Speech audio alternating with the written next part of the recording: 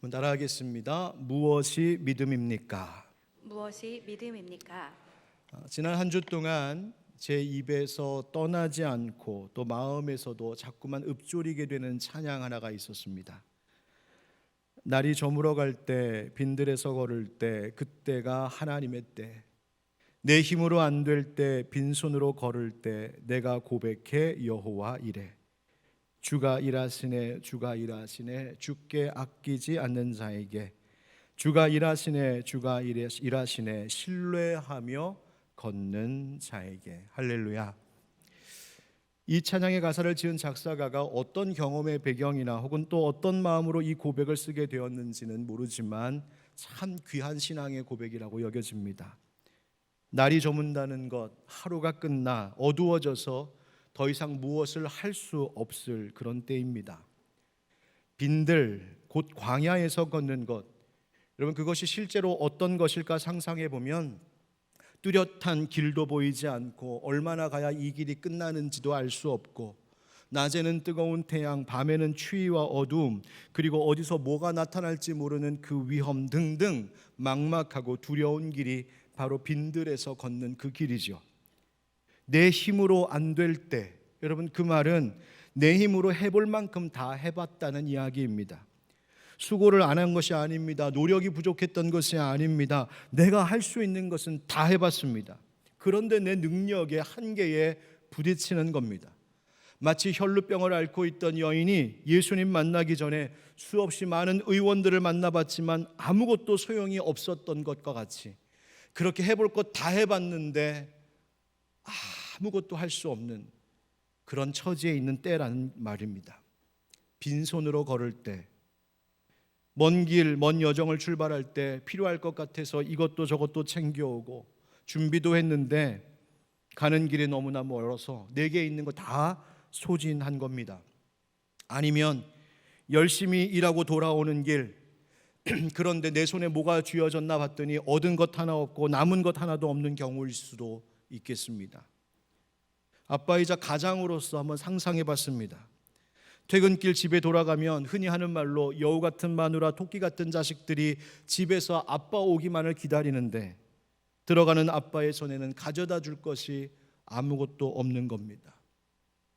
그렇게 터덜터덜 걷는 한 가장의 마음은 어떤 것일까?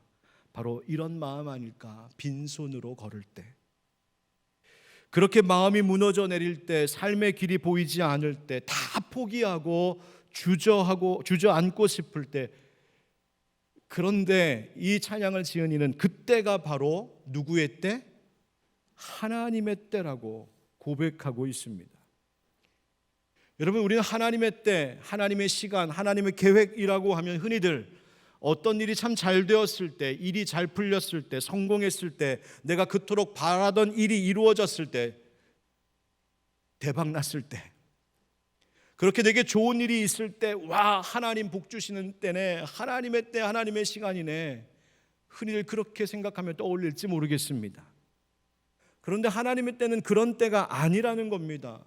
하나님의 때는 내가 아무것도 할 수 없을 때, 모든 걸 다 잃고 모든 걸 다 빼앗기고 모든 것 다 실패하여서 빈털털이 되었을 때, 그래서 사람들이 보면 당신이 이제 끝났구나 라고 말하는 것 들려올 때, 그런데 그때가 하나님이 일하시는 때라고 노래하고 있습니다. 기도의 사람 조지 밀러가 남긴 말이 기억이 납니다. 믿음은 가능성의 영역에서는 작동하지 않습니다. 인간적으로 가능한 일에서는 하나님께 영광이 돌려지지 않습니다. 믿음은 사람의 능력이 끝나는 곳에서 시작되는 것이기 때문입니다. 여러분, 어떻게 아무것도 없는 빈손인데 이 찬양 가사를 지은 이는 주께 아끼지 않고 드린다 말할 수 있었을까요? 내 힘으로 할 수 있는 것이 아무것도 없어서 되는 일 하나도 없는 것 같은데 어떻게 나는 주님을 신뢰한다라고 말할 수 있을까요? 바로 그것이 믿음입니다. 내가 할 수 있는 여지가 조금이라도 남아 있어서 그것 때문에 믿음을 갖는 것이 아니라 내 손에 뭔가가 있어서 그래도 이것이 있으니 하나님 이걸 통해서 뭔가를 하실까? 그래서 믿는 믿음이 아니라 진짜 아무것도 할 수 없을 만큼 다 잃고 완전히 넘어지고 아무것도 앞이 보이지 않을 그때, 바로 그때 하나님 앞에 그 상황에서 보여드려야 되는 것이 믿음이라고 말하고 있는 겁니다. 예수님 말씀하신 것처럼 이르시되 무릇 사람이 할 수 없는 것을 하나님은 하실 수 있느니라. 할렐루야. 누가 하신다고요? 하나님 하신다고요. 참 대책 없어 보이는 인생일지 모르겠습니다. 무모해 보이는 인생일지 모르겠습니다. 그러나 하나님, 나는 할 수 없지만 하나님은 하실 수 있음을 나는 믿습니다. 아멘. 나는 믿습니다. 그렇게 고백하는 담대함이 필요하다는 거예요. 도대체 뭘 근거로? 바로 하나님 약속하신 말씀, 그리고 하나님의 그 성품, 그리고 하나님의 그 능력이 바로 내 믿음의 근거가 되는 것입니다.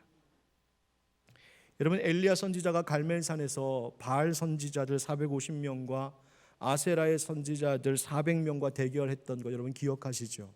어떤 대결이었습니까? 송아지 한 마리씩 가져다가 잡고 나무 위에 올려놓고, 근데 불은 붙이지 말고 그냥 두자. 그리고 바알과 아세라의 선지자들은 너희들이 믿는 그 신을 부르고 나는 여호와의 이름을 부를 터이니 그 부르짖음을 듣고 불을 내려 응답하는 신이 참 하나님임을 인정하자. 그 대결했습니다. 먼저 바알과 아세라의 선지자들 애를 썼는데 아무리 해도 응답이 없습니다. 실패했습니다. 심지어 성경에 보니까 칼과 창으로 자기들의 몸을 상하게 하면서 피를 흘리면서까지 미친 듯이 떠들었는데 그들의 신은 아무 응답도 없었습니다. 그러자 그때 엘리야가 이제 나서는 것이죠. 그런데 그냥 부르짖고 바로 기도한 것이 아니었어요. 엘리야가 그때 기도하기 전에 무모한 일을 하나 합니다. 이게 뭐냐면 돌로 제단을 쌓고 그 제단 둘레로 도랑을 팝니다. 그리고 그 제단 위에 나무와 또 그 잡은 송아지를 올려놓는데 거기서 그냥 기도하는 것이 아니라 사람들에게 시켜서 4개의 통에다가 물을 가득 채워서 가지고 와 이 제물과 쌓아놓은 나무 위에 물을 부으라고 말합니다. 아니, 지금 불을 내려달라고 기도하는 판국에 물 가져다 부었다는 겁니다. 심지어 그러기를 3번. 얼마나 많이 물을 들이부었는지 물이 그 나무와 제단을 타고 흘러내려서 제단 주변에 파놓은 도랑에까지 물이 가득 찼다, 성경은 말하고 있습니다. 여러분, 갈멜산에서 이 대결이 펼쳐질 때가 어느 때였냐면 가뭄이 극심할 때입니다. 물 한 방울이 아까운 때입니다. 그런데 엘리야가 사람들 시켜서 물 12통을 어디서 구해왔는지 그 아끼고 아낀 그 물 12통을 들이부었습니다. 믿음 없는 사람의 눈에 보면 어이없는 행동이고 무모한 짓 아니겠습니까? 저 도대체 뭐 하는 짓인가? 아니, 지금 불을 붙여야 되는데 물을 부어? 엘리야가 그렇게 하더니 기도하기 시작합니다. 그런데 이 엘리야의 기도가 위대합니다. 열왕기상 18장 저녁 소재 드릴 때에 이르러 선지자 엘리야가 나아가서 말하되 아브라함과 이삭과 이스라엘의 하나님 여호와여, 주께서 이스라엘 중에서 하나님이신 것과 내가 주의 종인 것과 내가 주의 말씀대로 이 모든 일을 행하는 것을 오늘 알게 하옵소서. 여호와여, 내게 응답하옵소서. 내게 응답하옵소서. 이 백성에게 주 여호와는 하나님이신 것과 주는 그들의 마음을 되돌이키심을 알게 하옵소서 하매, 우리 38, 39절 한번 같이 읽어볼까요? 시작. 이에 여호와의 불이 내려서 번제물과 나무와 돌과 흙을 태우고 또 도랑의 물을 핥은지라. 모든 백성이 보고 엎드려 말하되 여호와 그는 하나님이시로다. 여호와 그는 하나님이시로다 하니. 아멘. 여러분, 이 놀라운 불이 내린 역사가 어느 때 일어난 겁니까? 잘 보십시오. 불씨가 하나라도 있을 때 내렸습니까? 아닙니다. 번개라도 쳐서 불이 붙을 만한 때였습니까? 그것도 아니었습니다. 심지어 물을 들이부어서 불이 붙을 가능성 제로였습니다. 여러분, 젖은 장작 불 붙여 보신 분은 아마 아실 텐데요, 불 안 붙습니다. 젖은 장작 불 안 붙습니다. 그런데 사람이 결코 할 수 없는 그때, 자연의 이치를 상식적으로 생각해 봐도 그런 일은 있을 수 없어 하는 바로 그때 하나님이 일하셨습니다. 물 한 방울 아까운 가뭄의 때에 그 물 아끼지 않고 여호와의 제단 위에 하나님 앞에 부어드릴 때에 하나님 역사하셨습니다. 주가 일하시네, 주가 일하시네. 여러분, 하나님께 수많은 예배를 우리는 드리며 살고 있습니다. 그런데 하나님 정말 어떤 예배 정말 기뻐하실까요? 하나님께서 영과 진리로 예배하는 자, 그 참 예배자를 찾는다고 예수님도 말씀하셨는데, 도대체 영과 진리로 예배한다는 것은 뭐고, 무엇이 진짜 예배이고 무엇이 정말 하나님의 기쁨 되는 예배일까요?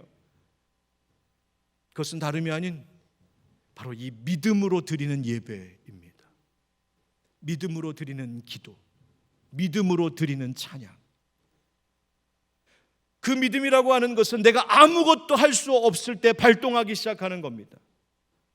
나의 지금의 상황과 내 형편과 내 영적 육적 모든 상태가 하나님 앞에 예배할 힘도 없고 기도할 기운도 없고 찬양할 이유도 없을 것 같은 바로 그때에 하나님, 나는 진짜 아무것도 못합니다. 할 수 없습니다. 하나님께 드릴 것도 아무것도 없습니다 하는 바로 그때, 그래서 모든 사람들이 날 보고 당신 실패했네, 당신 예수 믿는다고 하면서 근데 이 모양 이 꼴 됐네, 그래서 당신 이제는 재기불능, 이제 다시 일어서기 어려울 것 같으네 라고 말하는 그때에, 그래서 마음이 무너져 내려서 정말 내 속에 밑바닥이 보이는 그 순간에, 그러나 그때 그럼에도 불구하고 나는 하나님을 믿습니다. 나는 하나님을 믿습니다. 그 믿음으로 예배하고 다시 믿음으로 부르짖고 다시 믿음으로 찬양하고 기도하고 다시 믿음으로 하나님에게 나의 모든 것을 드릴 때, 바로 그 예배, 그 기도, 그 찬양을 하나님은 가장 빛나게 보시고 가장 소중하게 기억하시고 가장 기쁘게 받으시는 줄 믿습니다. 여러분, 그렇다면 믿음이 무엇일까? 오늘 본문을 통해서 주님께서 우리에게 믿음이 뭐라고 말씀하시는지를 함께 들으려고 합니다. 한번 따라 하실까요? 아는 것이 다 믿음은 아닙니다. 아는 것이 다 믿음은 아닙니다. 여러분, 아는 것이 힘이다 라고 하는 말이 있지요? 여러분, 맞습니다. 아는 것이 힘 됩니다. 아는 것 많고 지식이 풍부하면 그것이 잘 되는 데에 힘으로 작용할 수 있어요. 그래서 애들 죽어라 공부시키는 거고요. 그래서 정보력이 필요하다 뭐 그러는 것이고요. 그런데 아는 것이 힘이다라는 말도 있지만 사자성어로 식자우환이라고 하는 말도 있습니다. 우리말로 편하게 풀자면 아는 게 병이라는 말입니다. 학식이 있는 것이 도리어 근심을 일으키게 된다라고 하는 말인데요, 아는 게 너무 많으니 생각하고 따질 것이 많아서 이것저것 견주고 계산하다가 오히려 더 많은 걱정과 근심을 불러일으킬 수 있다, 그런 이야기입니다. 아는 것이 병이다, 식자우환. 저희 집 애들이 되게 좋아할 것 같아요. 그거 봐, 아빠 식자우환이라고 너무 많이 공부하는 거 별로 안 좋을 것 같은데. 여러분, 그렇다면 많이 아는 것이 나쁜 일입니까? 아니죠. 지식 갖는 것이 불필요한 일입니까? 아닙니다. 필요합니다. 성경 공부, 교리 공부, 제자 훈련, 그런 거 괜히 지식만 많아지고 교만해지게 되는 거 뭐 그런 겁니까? 아닙니다. 여러분, 아는 거 필요합니다. 그러나 착각하지 말아야 될 것이 있다는 말입니다. 무엇을? 아는 것을 믿음이라고 착각하지는 말라는 것입니다. 여러분, 오늘 함께 읽은 본문 말씀은 요한복음에 나오는 예수님 두 번째 표적 이야기인데요, 예수님께서 사마리아 수가성을 떠나서 어디를 향하고 계셨냐면 갈릴리로 가고 계셨습니다. 그곳은 예수님의 고향 같은 나사렛이 있는 동네이죠. 그런데 그 길을 가시면서 예수님께서 제자들에게 툭 이런 말씀 하나 하셨는데요, 오늘 본문의 44절에 보면 친히 증언하시기를 선지자가 고향에서는 높임을 받지 못한다 하시고.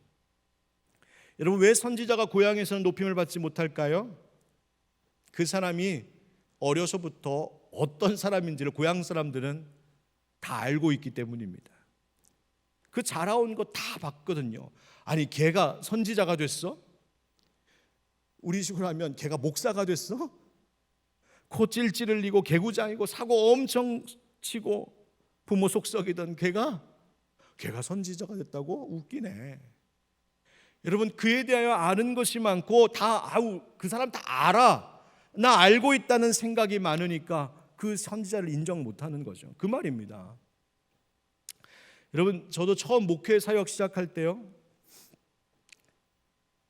제가 이렇게 따져보니까 이제 20년 20년 했어요. 서울 천호동 광성교회, 제가 태어나고 자란 제 모교회에서 교사로 섬기다가 바로 교육전도사가 됐거든요. 그러니까 갑자기 지난 주일까지만 해도 그냥 교회학교 선생님이었고 그냥 젊은 청년이었는데 그런 애가 지금 전도사라고 서서 앞에서 지금 설교하고 예배 인도하고 있다, 그 얘기예요. 그러니까 앞에 서 있는 저도 보고 있는 사람들도 어색하기 짝이 없습니다. 제가 그래서 지금도 첫 설교에 썼던 그 장면이 생생하게 기억이 납니다. 사람들이 날 쳐다보는 그 시선과 다 생생하게 기억이 납니다. 그 중에는요, 여전히 경수야 경수야 부르시던 어른들도 계시고요, 어릴 적 교회학교 선생님도 계시고요, 제 어머니 아버지 친구분들도 계시고요, 제가 어떻게 자랐는지 어떻게 어려서 속썩였는지 다 아는 분들. 근데 그분들 앞에서 제가 전도사입니다 하고 제가 말하는 저도 우습고, 그런 저에게 박 전도사님 부르는 것도 아마 그 어른들 쉽지 않으셨을 겁니다. 진짜 어렵습니다. 정말 부끄럽고요. 저분들이 나를 전도사로, 교역자로, 목회자로 인정하실까? 별 생각 다 듭니다. 근데 진짜 감사했던 것은 당시 어른들이 저를 진짜 깍듯하게 대해 주셨어요. 그래서 머리 하얀 장로님, 연세 지긋하신 권사님, 교회학교 부장님 다 전도사님. 제가 엄청 어설펐을 거 아니에요. 얼마나 모자란 게 많았겠습니까? 그런데도 예배 인도하면 제일 앞에서 말씀 열심히 듣고 반응이 선생님들이 더 뜨거웠어요. 제가 잘해서가 아닙니다. 그렇게 해주신 거예요. 어설프게 회의를 막 인도해도요, 또 교사들에게 어설프게 진행시키고 지시해도요, 그거 선생님들이 다 순종해 주시고 그거 다 함께 해주셨어요. 얼마나 감사했는지. 그렇게 시작되고 그 위에서 목회가 이제 쌓여온 것이거든요. 여러분, 우리 교회도 젊은 전도사님들 계시거든요. 여러분, 깍듯하게 대하시기를 바랍니다. 진짜입니다. 예수님 인정하지 않던 갈릴리 고향 사람들처럼 되지 마셔야 합니다. 아무리 나보다 젊은 목사, 어린 전도사라고 해도 절대 반말하시면 안 됩니다. 진짜 그러시면 안 됩니다.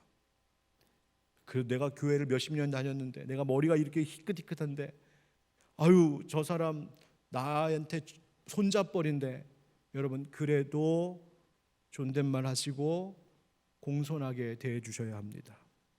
하대하시면 안 되고요, 잘 따르고 순종해 주셔야 돼요.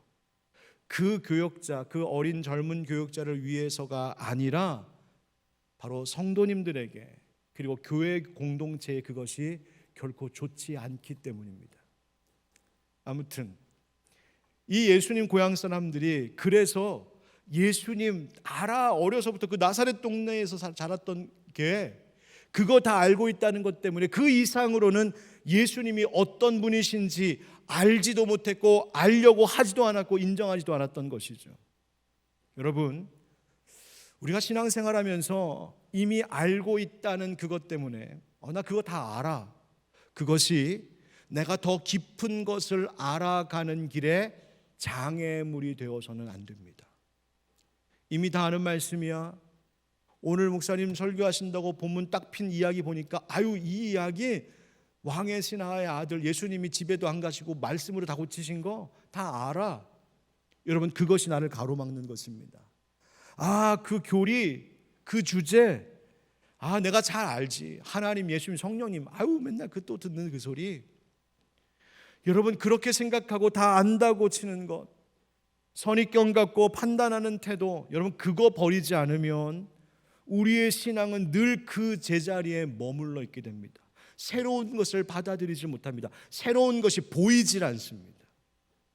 여러분, 아는 것, 내가 안다 하는 것이 그것이 다 믿음이 아닙니다. 오히려 많이 안다면 더 겸손하게, 더 주님께 더 귀 기울이고 주님 앞에 더 가까이 나아가셔야 됩니다. 말씀 많이 안다고 해도 그 말씀이 새롭게 또다시 깊게 내게 다가오기를 구하고 주님과의 만남이란 그런 것이어야 합니다. 여러분, 목사가요, 같은 본문 가지고 평생 살면서 몇 번 설교하게 되잖아요. 매번 또 다른 본문이 아닐 수 있잖아요. 여러분, 설교자가 설교 한 편을 준비하려면 본문을 몇 번이나 읽고 얼마나 많이 연구하겠어요. 성실한 설교자라면, 올바른 설교자라면 그렇게 해야 되거든요. 그런데 여러분 아십니까? 그렇게 몇 번을 읽고 몇 번을 연구하고 또 심지어 몇 번 설교문을 만들어 설교한 그 성경의 본문도 어느 날 문득 다시 보면 전혀 새롭게 다가올 때가 있습니다. 몰랐던 것을 또 깨닫게 하시고요, 나 분명 아는 이야기인데, 나 분명 이거 공부도 했고 연구도 했고 묵상도 했고 심지어 설교도 했는데 그런 본문 말씀인데요, 전혀 몰랐던 것처럼 성령님이 제게 말씀해 오실 때가 있습니다. 왜 그런지 아십니까? 제가 변하고 있기 때문입니다. 제가 처해 있는 삶의 환경이 달라지고 있기 때문입니다. 하나님 진리의 말씀은 변함이 없고 그 말씀은 흔들림이 없는데, 그 말씀을 바라보고 있는 내가 어떠하냐에 따라서 성령님은 그 말씀을 통하여 내게 또 다른 깨달음을 주곤 하시거든요. 그런데 다 아는 이야기, 다 알아 하는 순간 하나님이 내 안에서 새롭게 시작하신 새 일들이 일어나지 않는 것입니다. 사랑하는 성도 여러분, 안다는 것을 믿음으로 착각하지 마십시오. 성경에 대해, 교회에 대해, 신앙에 대해, 인생에 대해, 하나님에 대하여 내가 안다는 것, 그거 여러분 자랑하지 마십시오. 선입견, 편견 버리셔야 됩니다. 그건 넘어서야 진짜 믿음의 힘을 경험하게 된다는 사실을 여러분 꼭 기억하시길 축복합니다. 두 번째 따라하겠습니다.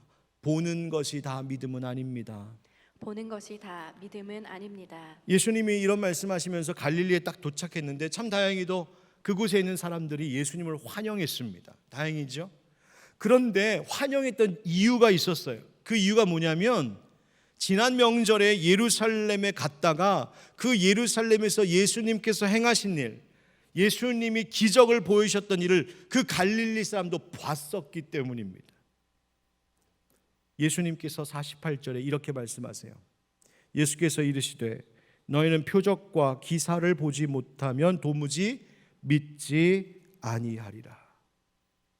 여러분, 표적과 기사를 보지 못하면이라고 하는 이 구절이 뭘 말하고 있을까요? 첫째는 사람들은 눈에 뭐가 보여야 믿는다는 겁니다. 사람들은 육의 눈에 보이는 대로만 믿는다는 것이고, 이 말은 내가 어떤 것을 판단하고 어떤 것을 이해하고 어떤 것을 받아들이는 데에 있어서 마음의 눈, 영혼의 눈, 내 신앙의 눈으로가 아니라 그저 육신의 눈, 내 육신의 감각으로 다가오는 것, 그것만 받아들인다는 거예요. 그걸로만 판단한다는 거예요. 그래서 늘 인생이 물질과 육신의 감각이라고 하는 그 굴레에서, 그 틀에서 벗어나지를 못하고 늘 그것으로만 세상을 다 보는 것이죠. 그래서 당장 내 육신이 편하면 그건 좋은 거고, 당장 그 육신이 내가 좀 불편하고 나를 힘들게 하는 이유라면 그것은 싫은 거고. 두 번째로 표적과 기사를 보지 못하면이라고 하는 말의 의미는요, 사람들이 일반적이고 상식적인 것을 초월하는 어떤 것을 봐야 믿는다라고 하신 예수님 말씀이에요. 불가능한 일, 내가 살면서 한 번도 겪어보지 못한, 경험하지 못했던 그런 어떤 일이 벌어져야, 내 눈앞에 그것이 있어야 그때서야 믿는다는 거예요. 물론 그런 이적도 하나님이 하시는 일일 수 있죠. 그러나 우리가 놓치지 말아야 될 것은 그것만이 하나님의 일이라고 말할 수 없다는 것입니다. 표적과 기사에만 매여 있다? 여러분, 그게 무슨 말이에요? 그 말은 뒤집어 말하면 표적과 기사가 아닌, 즉 우리의 삶의 평범한 일상, 우리가 날마다 그냥 아무 무의식 중에 지나가는 모든 일들, 그냥 늘 반복되고 너무나 자연스럽게 다가오는 그 모든 일들에 대해서는 그 속에는 하나님이 없을지도 모르겠네. 하나님 역사하지 않을 수도 있겠네. 내 삶의 일반적인 일상적인 모든 일들 속에는 나는 하나님 믿을 수 없다, 인정할 수 없다 말하는 것과 똑같은 것이죠. 여러분 기억하십시오. 하나님은 초자연적으로 역사하시기도 하시지만 하나님은 우리의 가장 가까운 곳에서 가장 일반적인 일상에서 우리를 위하여서 일하시는 분이 하나님이심을 기억하시기 바랍니다. 그래서 우리의 대화 속에 역사하시는 하나님, 매일 반복되는 일과들 속에서 일하시고 늘 만나는 사람들 사이에 함께 하시고 항상 벌어지고 있는 그 일들 속에도 하나님은 함께 하신다는 거예요. 지금처럼 겨울이 이제 서서히 물러가고 봄이 다가오는 일도, 비가 오다가 하늘이 맑게 개이는 일도, 아침에 해가 뜨고 저녁에는 지는 일도, 우리가 밤이 되면 잠에 들고 아침이 되면 눈을 뜨고, 그 모든 일이 그냥 당연히 되는 것 아니라 우리가 찬양하는 것처럼 모든 것이 은혜, 즉 모든 것에 하나님의 역사하심이 있다는 거예요. 심지어 앞에 나눈 그 찬양의 가사처럼 날이 저물고 빈들에서 걷는 것 같이 실망한 일들만 한가득인 인생의 그 순간에도 여러분 거기에도 계신 하나님, 거기서도 날 위해 일하시는 하나님, 그 하나님을 바라보는 것이 바로 믿음이라는 겁니다. 요한복음 20장 29절 예수님 도마에게 하셨던 말씀, 예수께서 이르시되 너는 나를 본고로 믿느냐, 보지 못하고 믿는 자들은 복되도라 하시니라. 아멘. 히포의 주교였던 어거스틴도 이런 말 남겼습니다. 믿음은 우리가 보지 못하는 것을 믿는 것입니다. 믿음은 뭘 믿는 거라고요? 보지 못한 안 보이는 걸 믿는 겁니다. 그런데 놀라운 것은 그렇게 믿으면 그 믿음에 대한 상이 오는데 그 상이 뭐냐면 바로 우리가 믿는 것을 보게 된다는 거예요. 우리가 잘 아는 찬양 가운데도 이런 찬양이 있죠. 이 눈에 아무 증거 아니 배워도 믿음만을 가지고서 늘 걸으며 이 귀에 아무 소리 아니 들려도 하나님의 약속 위에 서리라. 할렐루야. 여러분 이 믿음으로 하나님께 칭찬받는 여러분들 우리 교회가 되기를 예수님의 이름으로 축복합니다. 그렇다면 이제 마지막으로 그럼 도대체 믿음이 뭡니까? 따라하겠습니다. 듣고 따르는 것이 참 믿음입니다. 듣고 따르는 것이 참 믿음입니다. 가버나움에 왕의 신하가 하나 살고 있었는데 그 아들이 죽을 병에 걸렸답니다. 지금 예수님이 계신 곳은 가나라고 하는 것이고 가버나움과 이 가나 사이는 약 한 34km 정도 떨어진 곳이랍니다. 이 왕의 신하가 지금 죽을 병에 걸려서 죽어가는 이 아들을 살리고 싶어서 예수님 모시러 지금 가나까지 당시로서는 꽤나 먼 길을 지금 찾아왔습니다. 그래서 예수님께 부탁하는 거예요. 내려오셔서 내 아들의 병을 좀 고쳐주십시오. 같이 가버나움까지 가자는 겁니다. 예수님 좀 먼 길이지만 좀 같이 좀 가셨으면 좋겠습니다. 바로 그때 예수님 하셨던 말씀이 아까 우리 함께 읽었던 표적과 기사를 보지 못하면 도무지 믿지 못하는구나, 바로 그 말씀이세요. 여러분 이 말씀 들었을 이 신하의 마음이 어땠을까요? 아마 옆에서 듣고 있었던 제자들은 아마 분위기 갑분싸라고 갑자기 분위기 싸해지면서 놀랐을 겁니다. 예수님 왜 이렇게 차갑게 말씀하시지? 왜 이렇게 냉랭하게, 심지어 책망하시는 것처럼 들리는 소리. 그런데 지금 예수님 아까 그 하신 말씀은 지금 왕의 신하 그 사람에게만 하는 말씀이 아니라 그때 거기서 예루살렘에서의 예수님의 표적을 보고 예수님을 환영했던 바로 그 사람들 모두를 두고 하신 말씀이요, 이 일을 통하여서 예수님 믿음이 뭔지를 가르쳐 주시려고 이 말씀을 지금 꺼내신 겁니다. 예수님이 이렇게 차갑게 반응하시자 왕의 신하가 다시 청하지요. 주여 내 아이가 죽기 전에 내려오소서. 여러분 이 말씀을 잘 보십시오. 주여 내 아이가 죽기 전에 내려오소서. 그 말은 무슨 뜻이에요? 내 아이가 죽고 나면 소용없다 얘기죠. 좀 더 들어가 볼까요? 예수님 죽기 전에 오셔서 예수님 오셔서 만져주시기라도 하고 기도라고도 해주셔야 애가 낫지, 죽고 나면 예수님도 하실 수 있는 게 없으시잖아요. 그 말이잖아요. 죽고 나면 예수님, 그때는 예수님도 어쩌실 수 없잖아요. 지금 말은 그렇게 안 했지만 그 의미가 담겨 있는 것이죠. 그런데 여러분, 정말 그렇습니까? 죽고 나면 예수님 아무것도 하실 수 없는 분이십니까? 아니요, 그렇지 않습니다. 나는 부활이요 생명이니. 여러분, 예수님의 능력은 죽음도 가로막지 못하는 능력. 예수님이 기적 행하시는 능력의 그 소문을 듣고 찾아온 것, 그 먼 길을 예수님 만나겠다고, 예수님 모시고 가겠다고 찾아온 그 왕의 신하의 그것도 물론 귀한 믿음이겠지만 예수님의 말씀을 듣고 나니 그것이 온전한 참 믿음은 아니었던 것이죠. 예수님 뭐라 하십니까? 50절부터 말씀에 예수께서 이르시되 가라, 네 아들이 살아있다 하시니 그 사람이 예수께서 하신 말씀을 믿고 가더니, 하신 말씀을 어떻게 했다고요? 믿고 가더니. 자, 그 다음 내려가는 길에서 그 종들이 오다가 만나서 아이가 살아있다 하거늘 그 낫기 시작한 때를 물은즉 어제 7시에 열기가 떨어졌나이다 하는지라. 그의 아버지가 예수께서 네 아들이 살아있다 말씀하신 그때인 줄 알고 자기와 그 온 집안이 다 믿으니라. 이것은 예수께서 유대에서 갈릴리로 오신 후에 행하신 두 번째 표적이니라. 아멘. 여러분, 이 말씀 단락에서 세 번이나 연거푸 나오는 표현이 있어요. 뭐예요? 살아있다, 살아있다, 살아있다.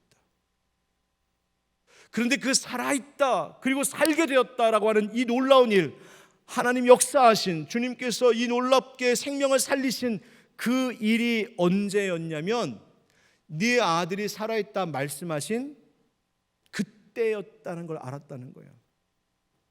그때가 언제예요? 예수님 난 안 가겠다 하셨던 그때예요. 그래서 이 사람이 그 말 듣고 놀랐던 때예요. 예수님 아들 죽고 나면 오셔도 소용없잖아요, 할 수 있는 게 없잖아요 라고 말하는 그때예요. 그런데 그때 무엇을 했다고요? 예수님이 하신 말씀을 믿고 갔다. 그 듣는 말씀을 믿고 믿음으로 순종하니, 믿음으로 따라가니, 믿음으로 행하니 바로 그때의 역사가 일어났다. 할렐루야. 그 성경이 우리에게 말하고 있는 거예요. 여러분, 믿음이 뭐라고요?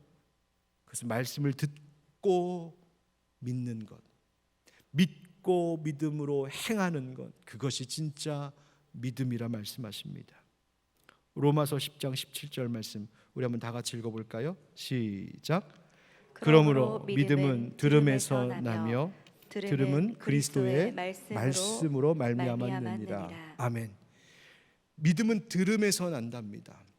말씀을 들으면 그 들음으로 인해서 믿음이 시작된대요.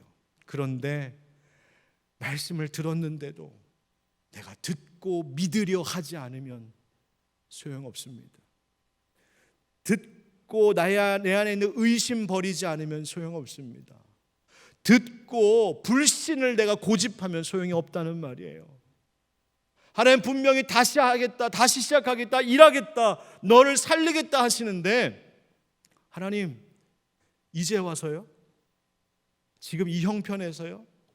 저 지금 날이 저물었어요. 내 인생의 날이 저물고요. 하나님 지금 우리 가정 빈들을 걷고 있는 것이고요. 손에 아무것도 없고요. 내가 할 수 있는 것 아무것도 없는데 이때 뭘 하시겠다고요? 들으면서도 믿으려 하지 않으면 소용없습니다. 여러분, 들음은 믿음에서 난다라고 하시는 말씀 속에는 들었다면 믿으라 하시는 것입니다. 여러분, 우리가 하나님 앞에 기도할 때 뭘 기도하고 있을까요? 더 많은 지식을 구하고 계십니까? 더 많은 증거들을 구하고 계십니까? 더 많은 체험이나 목격을 구하고 계신가요? 오늘 이 저녁에는 다른 것보다 하나님, 내가 하나님 말씀 들었다면 그 들은 것을 믿는, 그리고 믿음대로 들은 대로 그렇게 따라 행하는 참 믿음의 소유자가 될 수 있도록 주님 나를 변화시켜 주시옵소서. 그것을 기도하는 이 밤 되길 주의 이름으로 축복합니다. 고린도후서 5장 7절 말씀 우리 마지막으로 함께 같이 읽고 마치겠습니다. 시작. 이는 우리가 믿음으로 행하고 보는 것으로 행하지 아니함이로라. 아멘.